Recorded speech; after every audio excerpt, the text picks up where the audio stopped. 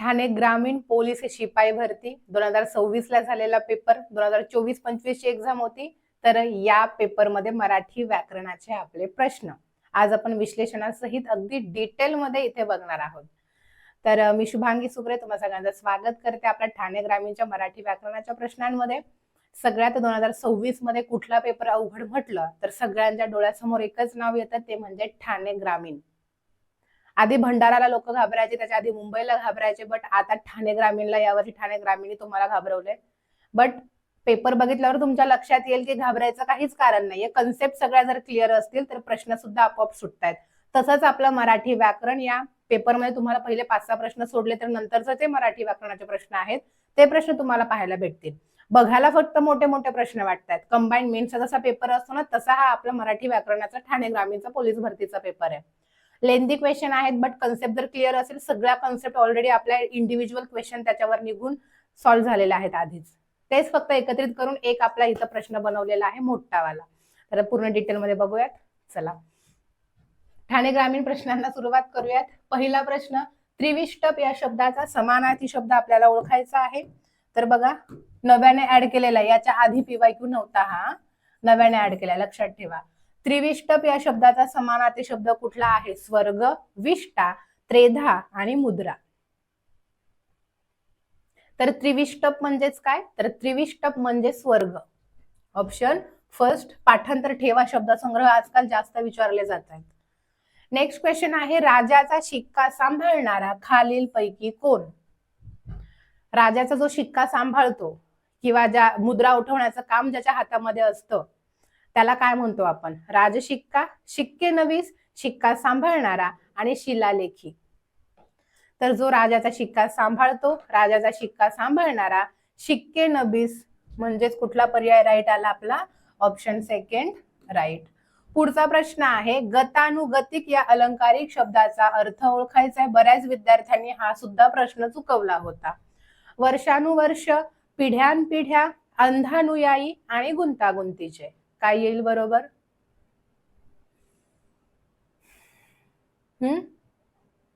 तर गतानुगतिक म्हणजे आपल्याला वाटतं की वर्षानुवर्षे तेच चालू आहे, किंवा डोक्यात येतं की वर्षानुवर्षेपेक्षा पिढ्यानपिढ्या तर नसेल ना उत्तर, पण दोघंही उत्तर चुकलेली आहेत आपली. तर गतानुगतिक म्हणजे रूढी परंपरेनुसार स्टार्टिंग पासून चालत आलेल्या गोष्टी ज्या नक्की योग्य आहे की अयोग्य आहे याचा सारासार विचार अजिबात न करता आपण रूढी परंपरेनुसार जुन्याच रीती पुढेही सुरू ठेवतो, म्हणजे त्याला काय म्हणतात? तर त्याला अंधानुयायी म्हणतात. ठीक आहे, अंधानुयायी ऑप्शन तिसरा बरोबर आहे इथे. पुढचा प्रश्न आहे, मानवी जीवन क्षणभंगूर आहे, देवाचे बोलावणे आल्यावर सर्व सोडून जावे लागते, या अर्थाची बोली भाषेतील म्हण कोणती? नव्याने पीवायक्यू मध्ये ऍड केलेली आहे. ज्यांचा तुक्का बरोबर लागला असेल त्यांचं उत्तर इथं बरोबर आलं असेल. ऊन भकारा, सोडा पसारा, उतरे, उटरे चिंधा, अंतोच धंदा, अंबानी कमाई, निबुमा गमाई, नाय देवाच्या भाषे, बोंडगीची वाशे. तर याच्यातून आपल्याला शॉर्ट मध्ये काय बघायचं, तर म्हणीचा अर्थ काय सांगितलाय की आपलं जीवन हे नश्वर आहे, आपल्या हातात नाहीये की आपल्याला या जगातून कधी जायचंय. जेव्हा देवाचं बोलावणं येईल की बाबा देव म्हणेल तुझे दिवस आता भरले, ये वरती, ठीक आहे, वरती पण बरीच कामं पेंडिंग आहेत, असं जेव्हा देव बोलवेल तेव्हा जावं लागतं, म्हणजे आपल्या इच्छेनुसार काहीच होत नाही. मग या अर्थाची म्हण कुठली आहे? ऊन भकारा, सोडा पसारा. सोडा पसारावरून आपल्याला इथं अर्थ, जरी या बोली भाषेतील भाषा नाही कळाल्या आपल्याला तरी याच्यावरून आपल्याला कळतंय सोडा पसारा म्हणजे आता जे आहे ते तिथंच राहू दे, आपलं वरती निघून या, असं. Option first right. कठीण प्रश्न आहे. कठीण म्हणण्यापेक्षा बोली भाषेतील त्या म्हणी आहेत ना त्यांचा अर्थ लवकर आपल्याला समजत नाही. ठीक आहे. समूहदर्शक शब्दामध्ये पिकत घातलेल्या आंब्यांची काय असते?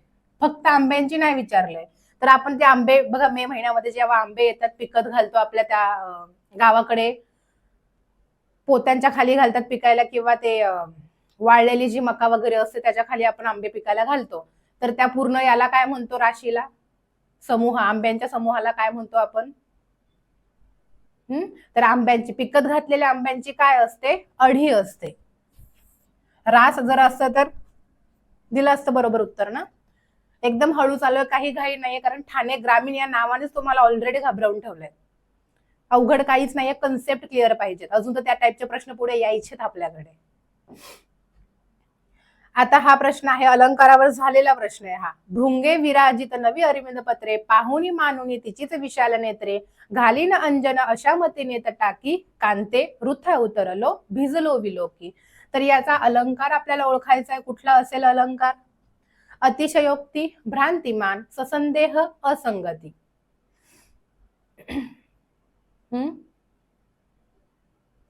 काय येईल? तर आता बघा, भृंगे विराजित नवी अरविंद पत्र म्हणजेच भुंग्यांनी सुशोभित केलेली कमळाची पाने. नलराजाला वाटतं पाहुणी मानुनी तिचीच विशाल नेत्रे. इथं त्याला भास होतोय नलराजाला की ही आपली हेमामालिनी आहे. कोण? कमळाची फुलं, कमळाचे पाकळ्या ज्या भुंग्यांनी जाळीदार विणल्या आहेत.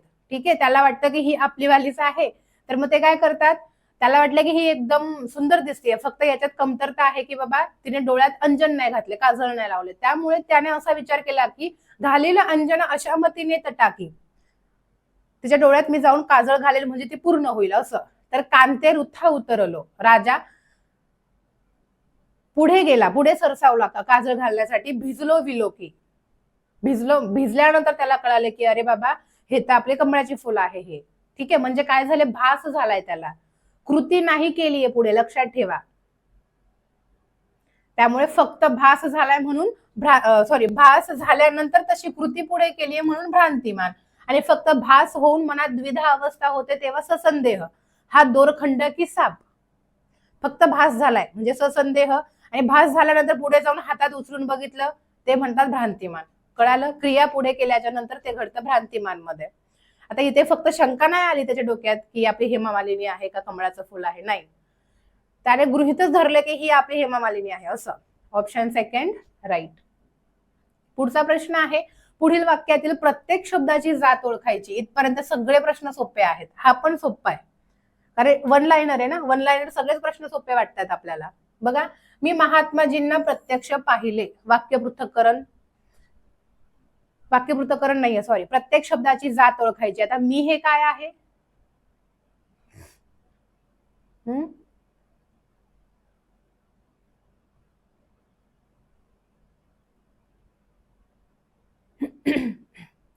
आता मी महात्माजींना प्रत्यक्ष पाहिले,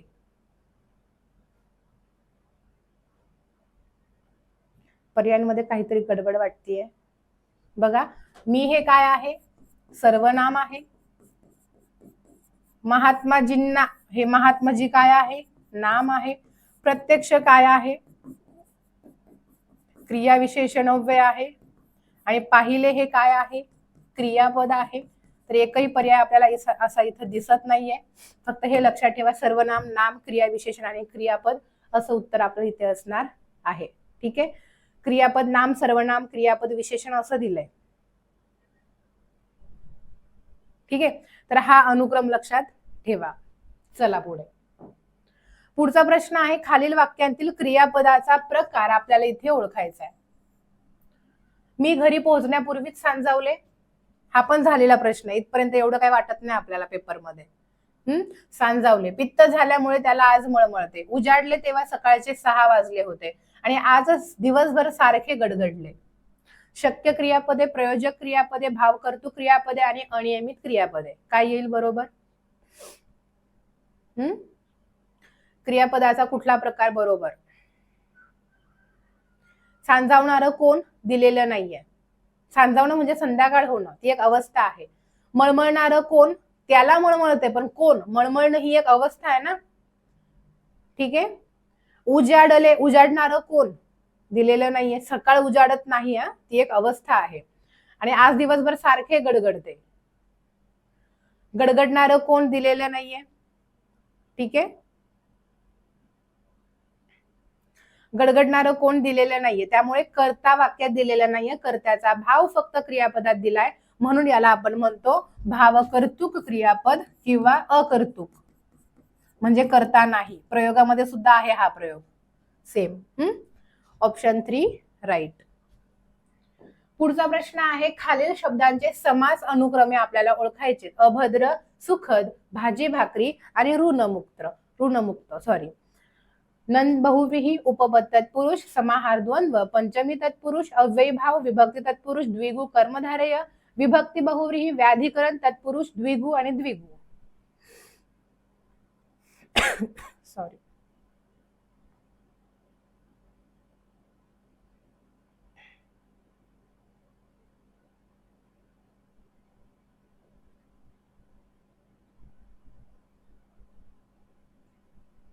काय येईल बरोबर?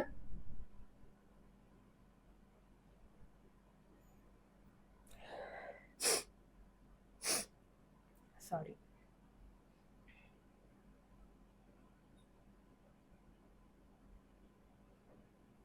आता अभद्र, नन बहुव्रीही, अन नानी हे उपसर्ग नकार दाखवतात आणि दोन पदांवरून तिसऱ्या एकाच पदाचा बोध होतो म्हणून त्याला म्हणतात नन बहुव्रीही.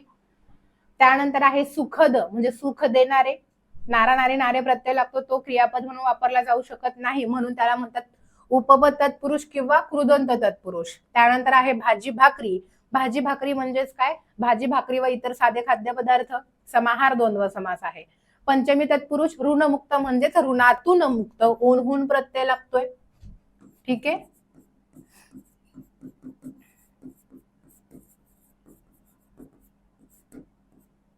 क्लिअर? ऑप्शन फर्स्ट आला इथे राईट. इथपर्यंत सगळं सोपं आहे. हा, हे पण सोपंच आहे, बघू शकता तुम्ही. बट जरा नवीन पद्धतीने इथे प्रश्न विचारलाय. पुढे काही शब्द दिलेले आहेत, लेखन विषयक नियमावलीप्रमाणे ते योग्य अयोग्य आहेत ते अनुक्रमे सांगा. म्हणजे शुद्ध शब्द ओळखा, नॉर्मल असंच आहे. बट आतापर्यंत हा पॅटर्न शुद्ध शब्दाचा नव्हता, नव्याने ऍड केलाय, लक्षात ठेवा. कोट्याधीश, मनस्थिती, धिक्कार आणि दीक्षित. योग्य अयोग्य अयोग्य अयोग्य अयोग्य अयोग्य अयोग्य योग्य योग्य अयोग्य योग्य योग्य अनुक्रमे ओळखायचंय आणि योग्य योग्य अयोग्य योग्य. काय येईल बरोबर?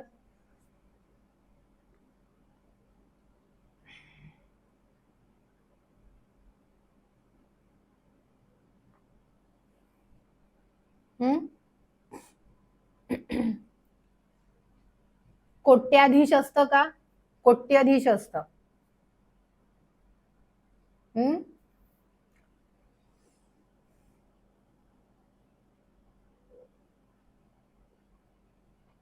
ठीक आहे. मनस्थिती, मन विसर्ग स्थिती असा शब्द आहे तो. आणि धिक्कार नॉर्मली शब्द आहे, तोच तो चुकीचा दिलाय. फक्त दीक्षित हा शब्द इथं शुद्ध दिलेला आहे. ठीक आहे. धिक्कार,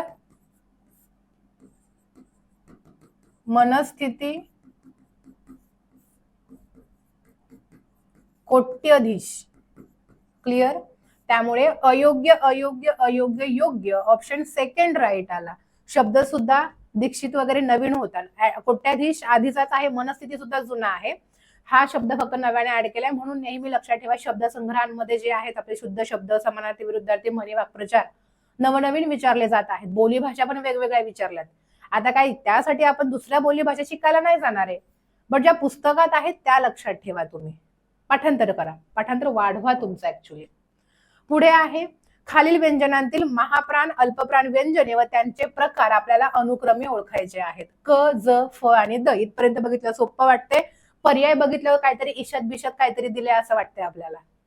बट हे सगळं आपण आपल्या बॅच मध्ये डिटेल मध्ये शिकवतो, ईशत पृष्ठवर्ण वगैरे. श्वास व्यंजने, अघोष व्यंजने. चला, काय येईल बरोबर?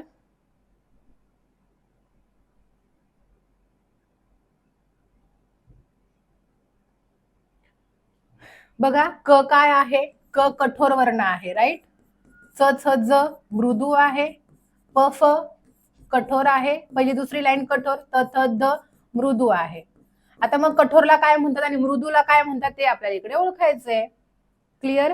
कठोरला काय म्हणतात? कठोरला श्वास व्यंजने म्हणतात. कळतंय? कठोर व्यंजनांना श्वास व्यंजने म्हणतात. आणि क महाप्राण नाहीये. महाप्राण फक्त दुसरी आणि चौथी लाईन आहे स्पर्श व्यंजनांमधली, आणि उष्मे आहेत आणि ह आहे, बस. ही कठोर आहे म्हणजे श्वास व्यंजन आहे, बट अल्पप्राण आहे कारण एच नाहीये, त्यामुळे श्वास अल्पप्राण. त्यानंतर च, छ, ज तिसरा गट आहे. हा पण काय आहे? आपला मृदू वर्ण आहे म्हणून नाद म्हणायचे, नाद वर्ण. आणि एच नाहीये म्हणून हा सुद्धा अल्पप्राण आहे. नाद अल्पप्राण. प्रश्न बघा कसा विचारलाय, नवीन. हा पण ट्रेंड नवीनच आहे प्रश्नाचा. त्यानंतर आहे फ, प, फ दुसरा गट आहे म्हणजे एच येतो म्हणजे महाप्राण आहे प्लस कठोर आहे फ, म्हणून काय येणार? श्वास महाप्राण. आणि चौथा आहे त थ द, तिसरा गट आहे म्हणजे एच नाहीये, म्हणून अल्पप्राण आहे. आणि मृदू म्हणजेच नादवर्ण, म्हणून ऑप्शन फर्स्ट अनुक्रमे आपल्याला ओळखायला सांगितला होता, बरोबर आहे. ठीक आहे.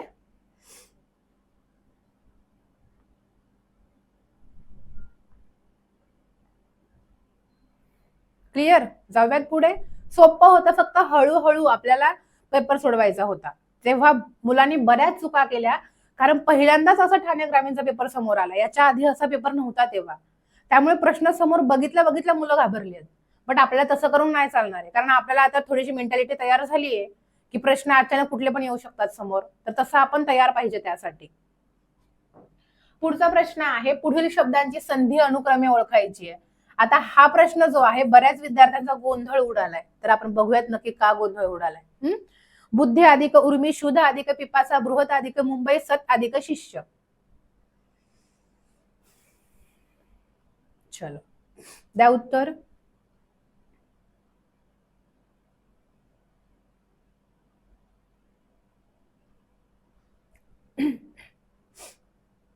फायनल आन्सर की नुसार आपण सगळे हे पीवायक्यूचे प्रश्न बघतोय, हे नेहमी लक्षात ठेवा. आणि आपलं उत्तर तेव्हाही बरोबर होतं, आताही बरोबर होतं. ठीक आहे. तुम्ही बघू शकता, बुद्धी अधिक उर्मी, इथं जर विग्रह बघितला, ई अधिक उ, ईच्या पुढे विजातीय स्वर आला, ईचा झाला य, याच्या पुढे उ आला, म्हणजे इथं झाला यू. मग शब्द काय तयार झाला? बुद्धी उर्मी. क्लिअर.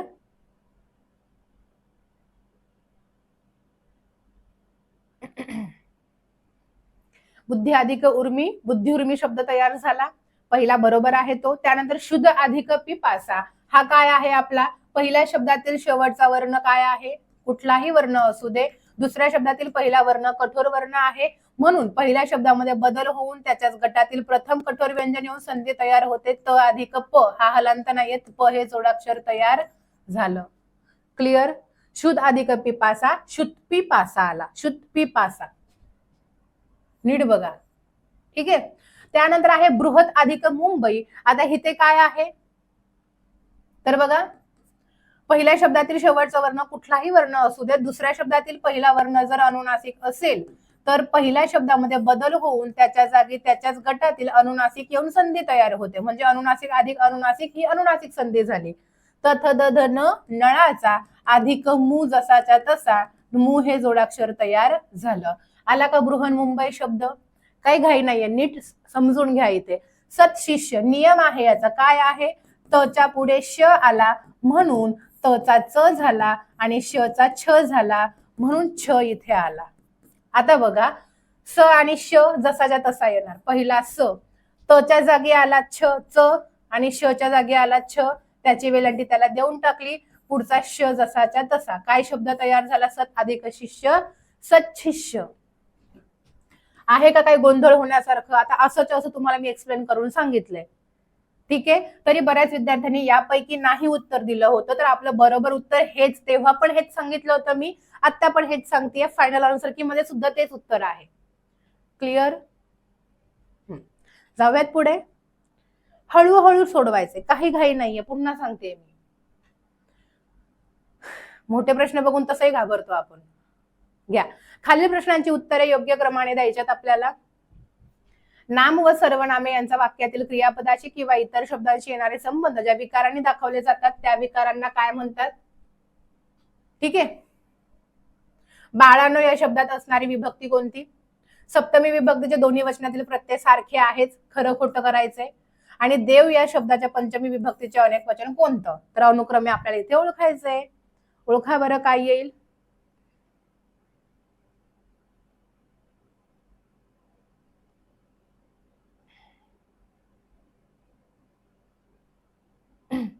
काय येणार आहे बरोबर? मग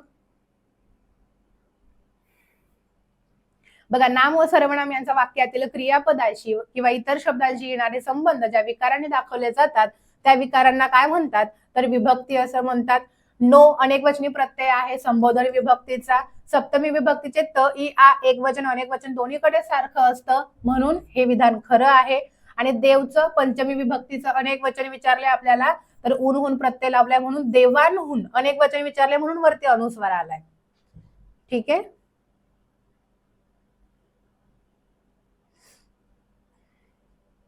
क्लिअर? चला, ऑप्शन फर्स्ट आला इथे राईट. पुढचा प्रश्न, शब्दयोगी अव्ययांचे त्यांच्या अर्थावरून पडणारे प्रकार अनुक्रमे आपल्याला ओळखायचे. पैकी, प्रति, सवे आणि समीप. काय येईल बरोबर?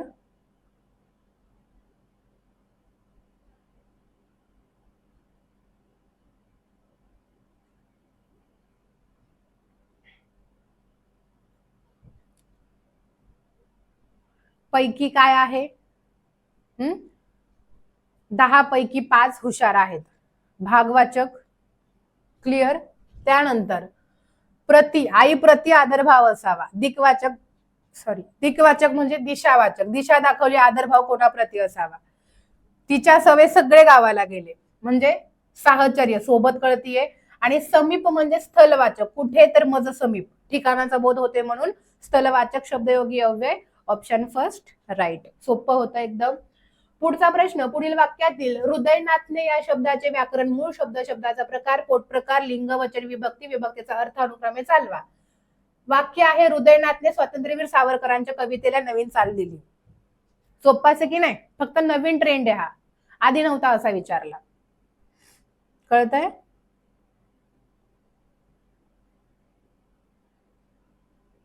काय येईल बरोबर?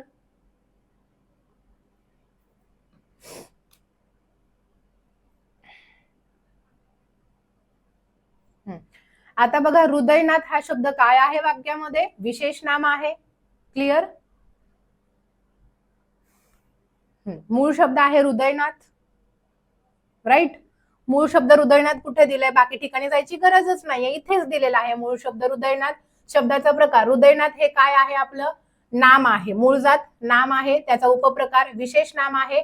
तो हृदयनाथ म्हणून लिंग झालं पुल्लिंगी. एकच आहे म्हणून वचन झालं एक वचन. विभक्ती प्रत्यय लागलाय ने म्हणून तृतीय विभक्तीचा ने प्रत्यय. आणि एकटाचे तो म्हणून एक वचनी प्रत्यय आहे. कळालं? ऑप्शन ए आला राईट. क्लिअर होतं का काय याच्यामध्ये?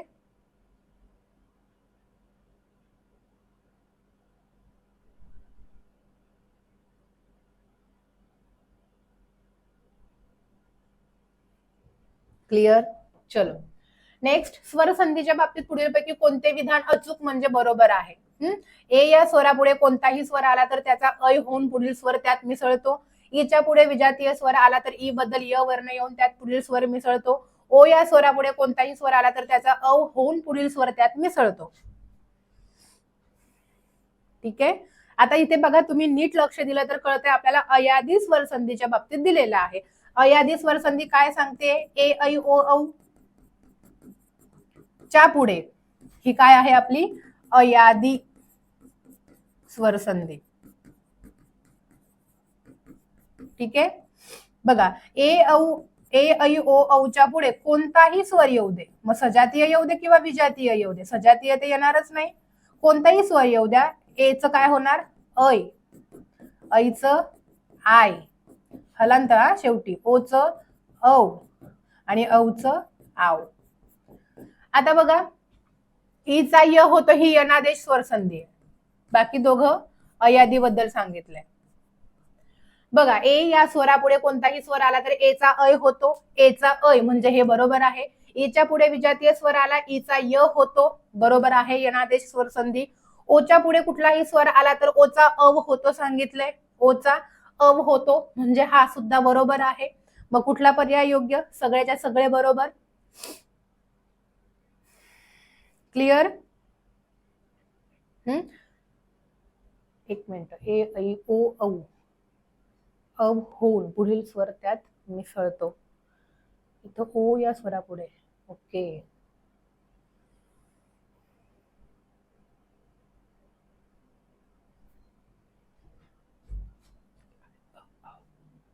ओ स्वरापुढे कोणताही स्वर आला तर त्याचा औ. हा, इथं औ दिला त्यामुळे बरोबर आहे. तिघच्या तिघ उत्तर बरोबर आहे. 1 2 बरोबर व 3 चूक. ठीक आहे? मग इथे आय थिंक इकडे आव दिला असेल किंवा इकडे औ दिला असेल. ठीक आहे, आपण इकडे आव घेऊया का इथे? कारण क्वेश्चन पेपर मध्ये काहीतरी इकडे आव असेल किंवा तिकडे औ असेल, म्हणजे हा चुकीचा दिलाय आपल्याला. ओचा काय होतो? अव होतो, बट इथे आव दिलाय, त्याच्यामुळे 1 2 बरोबर, 1 2 बरोबर व 3 चूक. ऑप्शन सी त्या हिशोबाने. कन्सेप्ट मात्र इथं क्लिअर झाली आहे तुमची. ठीक आहे, ऑप्शन सी राईट. चला पुढे. स्वर संधी मधील आदेश व त्यांची उदाहरणे यांच्या जोड्या जुळवा. आदेश म्हणजेच अलक निरंजनवाला नाही आदेश. हा, आपली आदेश होणं म्हणजे एका वर्णावर दुसरा वर्ण स्वार होणं. क्लिअर? किंवा एका वर्णाच्या जागी दुसरा वर्ण घेणं. गुणादेश, यणादेश, वृद्धादेश, दीर्घादेश स्वर संधीचे उपप्रकार येथे. गुणादेश म्हणजे ए ओ अर तयार होतो. यणादेश म्हणजे ईच्या जागी य, उच्या जागी व, ऋच्या जागी र येतो. वृद्धादेश म्हणजे दोन वर्ण एकत्रित येऊन ऐ किंवा औ तयार होतो. आणि दीर्घादेश म्हणजे आ इ उ तयार होतो. मग इथे तुम्ही बघू शकता, उच्या पुढे उ आलाय, अच्या पुढे ऐ आलाय, आच्या पुढे ई आलाय, उच्या पुढे अ आलाय. आता उच्या पुढे विजातीय स्वर आला, उचा व होतो. क्लिअर? उचा काय होतो? व होतो. म्हणजे ही आहे आपली यनादेश स्वर संधी. 2 ला डी कुठे दिलाय? 2 ला डी आलं का? मग 1 ला सी, आ अधिक रमेश, ए तयार झाला, आ अधिक ई, 1 ला सी, 2 ला डी, 3 ला बी म्हणजे औ किंवा ऐ पाहिजे. ठीक आहे, मत अधिक ऐक्य, मत ऐक्य तयार झाला, 2 मात्रा. क्लिअर? आणि 4 ला ए म्हणजे दीर्घादेश, उ अधिक उ, दीर्घ उ तयार होतो. म्हणजे ऑप्शन कुठला राईट आला आपला? Option first right. पुढचा प्रश्न, खालीलपैकी अरबी शब्दांची योग्य जोडी ओळखा. अरबी भाषेतून मराठीत घेतलेले शब्द. पहिला पर्याय आहे जकात, जहाज, जवान, जमीन, जंगल, जंगीत, जहागीर, जिगर, जुलूम, जिल्हा, जिद्द, जकात, टिकाव, परात, खण आणि चावी.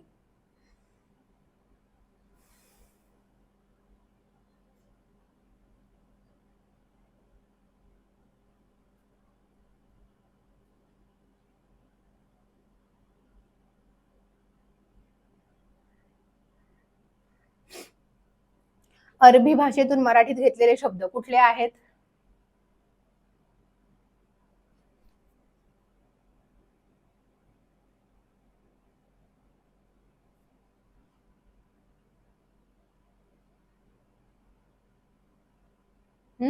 तर जुलूम, जिल्हा, जिद्द आणि जकात हे काय आहेत आपले? अरबी भाषेतून मराठीत घेतलेले आहेत. पण तिसरा हा आहे आपला 2 नंबरला इथे, म्हणून ऑप्शन सेकंड राईट. मुखातील कोणत्याही अवयवास स्पर्श न करता मुखावाटे जे ध्वनी बाहेर पडतात त्यांना स्वरादी म्हणतात. चुकीचं आहे, कारण मुखावाटे जे ध्वनी बाहेर पडतात अवयवांना स्पर्श न करता त्यांना स्वर म्हणतात, स्वरादी नाही. हा चुकीचा आहे. मराठी भाषेत एकूण 16 स्वर आहे का? नाही, 14 स्वर आहे. चुकीचं आहे. मराठी भाषेत एकूण 23 विशेष संयुक्त व्यंजने आहे का? नाही, क्ष आणि ज्ञ 2च आहेत. हा पण चुकीचा आहे. मराठी भाषेत एकूण 2 स्वरादी आहे का? तर हो, 2च स्वरादी आहेत, अम आणि आहा. क्लिअर?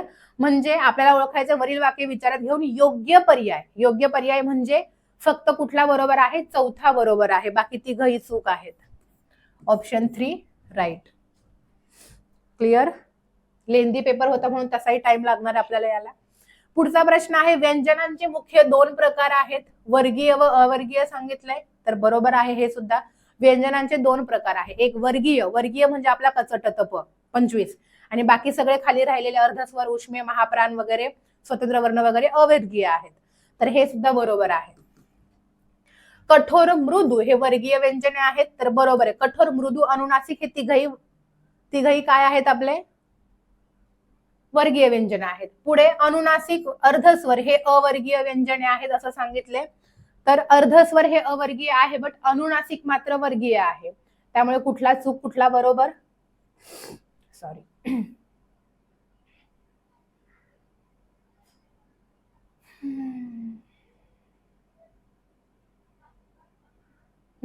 तर फक्त 1 व 2 बरोबर आहे. तिसरा चुकीचा आहे ना, कारण अर्धस्वर अवर्गीय आहे, अनुनासिक वर्गीय आहे. ऑप्शन 4 आला राईट.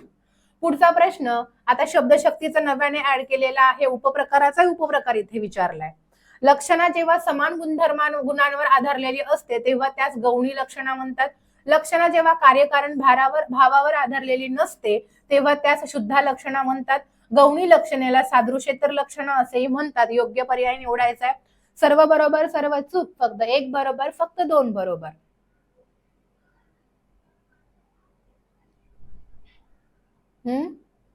तर फक्त पहिला पर्याय बरोबर आहे, कारण लक्षणा जेव्हा कार्यकारण भारावर आधारलेली असते तेव्हा त्याला शुद्ध लक्षणा म्हणतात. कळतंय? आणि शुद्ध लक्षणाला सादृश्येतर म्हणतात, गौणीला नाही. त्यामुळे फक्त एक बरोबर, ऑप्शन 3 आपला राईट आहे. पुढे, ज्या कवितेतील चरणात अक्षरांचे व गणांचे बंधन नसून केवळ मात्रांचे बंधन असते तेव्हा त्यास मात्रावृत्त म्हणतात. पुढे, मराठीतील पदे मात्रावृत्तात समाविष्ट होत नाहीत. 7 मात्रांच्या गटाला अग्न्य असे म्हणतात. 8 मात्रांच्या गटाला पद्म असे म्हणतात. कमळाच्या पाकळ्या 8 म्हणून पद्म म्हणतात 8 मात्रांच्या गटाला. सर्व बरोबर, सर्व चूक. फक्त एक बरोबर, 1, 3 व 4 बरोबर. काय येईल? तर 1, 3 व 4 बरोबर आहे. दुसरा आपला चुकीचा आहे, कारण मराठीतील पदे मात्रावृत्तात समाविष्ट होतात. पद म्हणजे शब्द, वाक्य. शब्द किती असू द्या, फक्त अक्षर गणवृत्त मात्रामध्ये फरक एवढाच असतो की अक्षर गणवृत्तामध्ये अक्षरांची संख्या सारखी असते आणि मात्रावृत्तामध्ये मात्रांची संख्या. क्लिअर? त्यामुळे 1, 3 व 4 बरोबर, ऑप्शन 4 आपला राईट आहे. चला पुढे, जेवणानंतर आम्ही बाहेर पडलो, सोपा आला. ह्या वाक्यातील प्रयोग ओळखायचा आपल्याला. सकर्म कर्तरी, अकर्म कर्तरी, कर्मणी प्रयोग यापैकी नाही. काय येईल बरोबर? आता जेवणानंतर आम्ही बाहेर पडलो. बाहेर पडणारे कोण? आम्ही. आणि पडले ते कोण? आम्हीच. वाक्यात कर्ता आहे, कर्म नाहीये, म्हणून अकर्मक. आणि कर्त्याला प्रत्यय नाहीये, फक्त त्याचं अनेक वचन झालंय. स्त्रीलिंगी एक वचन केलं तर जेवणानंतर मी बाहेर पडले. कळालं? त्यामुळे कर्त्याप्रमाणे क्रियापद बदलते आणि वाक्यात कर्म नाहीये, म्हणून हा आहे आपला अकर्म कर्तरी प्रयोग, ऑप्शन 2 राईट. पुढचा प्रश्न आहे, जे चकाकते ते सारे सोने नसते हे वाक्य विचारात घेऊन खालीलपैकी योग्य पर्याय निवडा. या वाक्यात जे चकाकते हे प्रधान वाक्य आहे, तर ते सारे सोने नसते हे गौण वाक्य आहे. जे चकाकते हे विशेषण वाक्य. जे गौण वाक्य मिश्र वाक्यात विशेषणाचे कार्य करते त्यास विशेषण वाक्य असे म्हणतात. फक्त 3 बरोबर, 2 व 3 बरोबर, सर्व बरोबर, फक्त 1 व 3 बरोबर. काय येईल? तर 2 व 3 बरोबर आहे. पहिला आपल्या इथं चुकीचं सांगितलंय, कारण या वाक्यात जे चकाकते हे काय आहे? गौण वाक्य आहे, तर ते सारे सोने नसते हे प्रधान वाक्य आहे. Option 2 right. शेवटचा प्रश्न आहे, योग्य जोड्या जुळवायच्यात. पहिलं वाक्य, गुरुजी म्हणाले की पृथ्वी सूर्याभोवती फिरते. दुसरं वाक्य, विठ्ठल परीक्षेत उत्तीर्ण झाला कारण त्याने प्रामाणिकपणे अभ्यास केला होता. तिसरं वाक्य, आमचे शरीर सुदृढ व्हावे म्हणून आम्ही योगासने करतो. चौथं वाक्य, उद्या सुट्टी मिळाली तर मी तुझ्या घरी येईन. ओळखा. संकेत, उद्देश, कारण, स्वरूप. खाली पर्याय दिलेले आहेत. गुरुजी म्हणाले, काय म्हणाले? याचा खुलासा पुढे केलाय. खुलासा म्हणजे स्वरूप. अला आला ड, अला ड पहिल्या तिघांमध्येही दिलाय, हा झाला कॅन्सल. विठ्ठल परीक्षेत उत्तीर्ण झाला का? त्याचं कारण पुढे दिलंय म्हणजे हा झाला कारणबोधक. 2 ला आला क, 2 ला क कुठे दिलाय तर एकाच याच्यामध्ये दिलाय, ऑप्शन सी राईट. हेतू सांगितलाय म्हणून उद्देश, आणि जर तरचा संबंध आहे म्हणून संकेत. कळालं? ड क ब अ. तर बरोबर 25 पैकी 25चा पेपर पॅटर्न इथं फॉलो झाला होता. फाईल सेव्ह करते म्हणजे तुम्हाला नंतर अभ्यासाला कामाला येऊन जाईल. क्लिअर? पेपर पुन्हा एकदा सांगते, एकदम सोपा होता, फक्त लेंदी क्वेश्चन असल्यामुळे आपली गडबड झाली मुलांची. तर इथून पुढे लेंदी प्रश्नाचा सुद्धा अभ्यास ठेवा. कंबाईन किंवा एमपीएससी लेवलचा पेपर अजिबात नव्हता, फक्त प्रश्नाचा पॅटर्न त्या टाईपचा होता. बाकी सगळ्या कॉन्सेप्ट ऑलरेडी आपल्या बॅच मध्ये ह्या क्लिअर झाल्या होत्या. ठीक आहे, भेटूयात पुढच्या जिल्ह्यामध्ये. Bye bye, take care, wish all the best. जय हिंद.